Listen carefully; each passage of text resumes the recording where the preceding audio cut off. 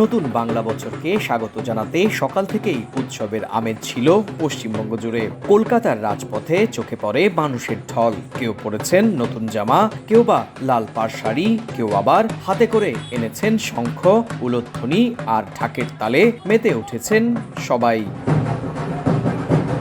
দক্ষিণ কলকাতার বাঘাযতীনের শোভাযাত্রা দিনের আয়োজনের অন্যতম বলে স্বাভাবিকভাবেই বাঙালির চোখ ছিল সেখানে। অনেকেই পরিবার পরিজন নিয়ে দল বেঁধে পায়ে পা মিলিয়েছেন শোভাযাত্রায়। বছরের প্রথম দিনের এই আয়োজনে বাঙালির চিরাচরিত সংস্কৃতির নানা রূপ তুলে ধরা হয়েছিল বিভিন্ন মোটিভের মধ্য দিয়ে। শুধু শহরের সংস্কৃতি নয়, গ্রামাঞ্চলের বাঙালি কৃষ্টিকে তুলে ধরার চেষ্টাও করেছেন শিল্পীরা।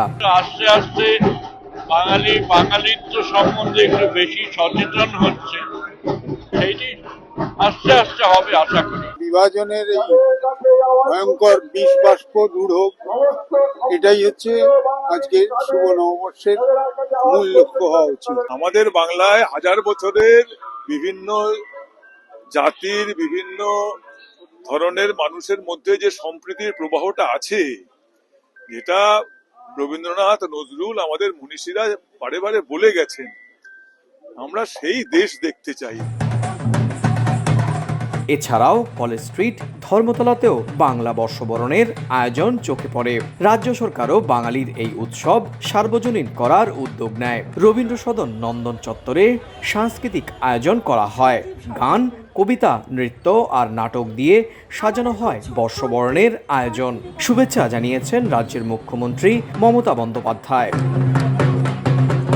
ভারতীয় পঞ্জিকা অনুসারে এপ্রিলের 15 তারিখ উদযাপন করা হয় বাংলা বছরের প্রথম দিন পয়লা বৈশাখ।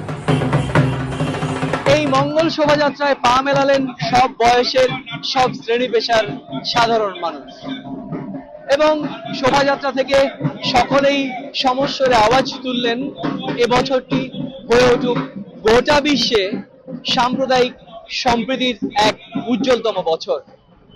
দক্ষিণ কলকাতার যাদবপুরের বাঘাযতীন এলাকা থেকে সুব্রত আচার্য, সময় সংবাদ।